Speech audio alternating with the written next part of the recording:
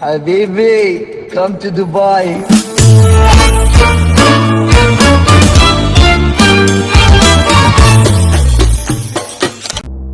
I will prevent very easily World War II.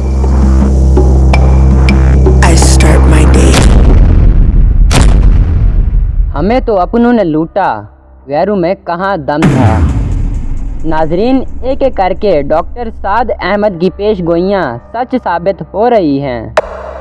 UAE, United Arab इमारेट्स, दुनिया का सुनहरी रोशनियों से जगमगाता हुआ एक ऐसा खित्ता जहाँ जदीदियत और आयाशी का इम्तजाज दुनिया के अमीर तरीन इंसानों को वहाँ खींच लाता है। प्यारे दोस्तों, एक वक्त था कि जब दुनिया के कोने कोने से इंसान दिल में इश्क रसूल और मोहब्बत हरम लिए खाना काबा का तवाफ़ करने आते थे। दिल में सुकून उतरता था और आँखों से आंसू रवां होते थे। मगर आज जब हम उसी सरजमीन को देखते हैं तो हमारे दिल कांप उठते हैं और आंखें दंग रह जाती हैं और ज़ुबान से बेसाख्ता यही अल्फाज निकलते हैं, क्या ये वही मुक़द्दस जगह है जिसे रब्बुल आलमीन ने अपने घर के लिए चुना था? क्या ये वही मकाम है जहाँ से इस्लाम की रोशनी निकली और दुनिया भर के अंधेरों को दूर किया? नाज़रीन, आज का सऊदी अरब वो सऊदी अरब नहीं रहा, बल्कि ये फहाशी और अरयानी का सबसे बड़ा मरकज़ बन चुका है। एक वक्त था जब औरत को 7 पर्दों में महफूज रखा जाता था, मगर आज उसी सरजमीन की बेटियां नीम बरहना लिबास पहनकर आंखों में बेहयाई और अंदाज में दावत नज़ारा लिए गैर मुस्लिम यहूदियों को वेलकम कहती हुई दिखाई देती हैं। अमेरिकन सदर डोनाल्ड ट्रंप जब दुनिया के दौरे पर निकला तो अरब ममालिक ने वेलकम कहने में ऐसी हद पार कर दी कि गैरत भी शर्मा गई।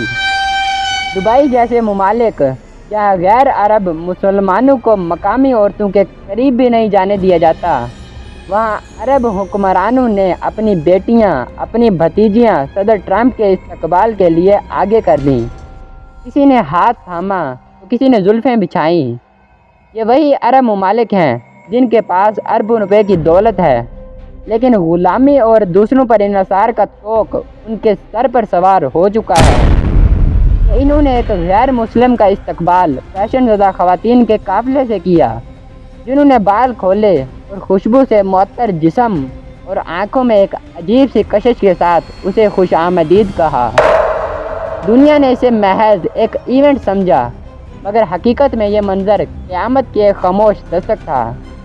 ये कोई मामूली इस्तकबाल ना था, बल्कि दिजाली निज़ाम के फ़रोग़ का एक कदम था।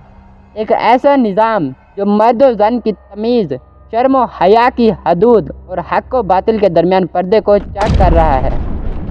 ये वो फितना है जिसकी खबर नबी करीम सल्लल्लाहु अलैहि वसल्लम ने 1400 साल पहले दी थी कि आखिरी ज़माने में लोग फहाशी को फ़ख्र समझेंगे।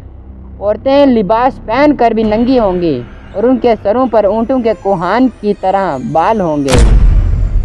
जब दुबई जैसे शहर में बाल खुले फैशन ज़दा औरतें एक गैर मुस्लिम हुक्मरान का इस्तकबाल करें, तो ये वही मंजर है जिसे लिबास में नंगी औरतें कहा गया था।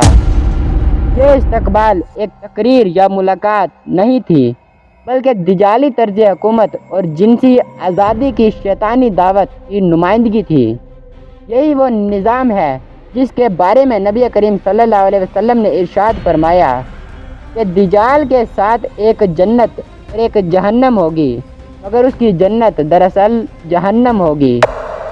यानी आज जो कुछ बज़ाहिर खूबसूरत है वो दरअसल रूह की बर्बादी का ज़ामिन है। ऐ नौजवान मुस्लिम, अगर आज तू इन मनाजिर को देखकर खामोश है और उन्हें तरक्की या रवादारी कहकर कबूल करता है, तो याद रख, जो शख्स किसी कौम की मुशाबत इख्तियार करे वो उन्हीं में से है। नबी करीम सल्लल्लाहु अलैहि वसल्लम ने एक और जगह इरशाद फरमाया कि क़यामत उस वक्त तक बर्पा ना होगी जब तक लोग खुलेआम बदकारी ना करने लगें। क्या ये सब निशानियां हम अपनी आंखों से नहीं देख रहे? क्या दुबई के इस्तकबाल में औरतों का जलवा क़यामत की एक झलक नहीं? क्या यहूदियों का आज हीरो बनकर बैठना दिजाल के निज़ाम की आमद नहीं? ऐ उम्मत मोहम्मदिया, یہ وقت ہے بیداری کا، نہ کہ تقلید باطل کا۔ یہ وقت ہے حیا کو زندہ کرنے کا، نہ کہ فیشن کی پیروی کا۔ دوستو، احمد فراز نے کیا خوب کہا تھا، پڑھتا ہوں تو کہتی ہے یہ خالق کی کتاب، اے مثل یہودی یہ سعودی بھی عذاب۔ اس قوم کے بارے میں کیا لکھوں فراز، کعبے کی کمائی سے جو پیتے ہیں شراب۔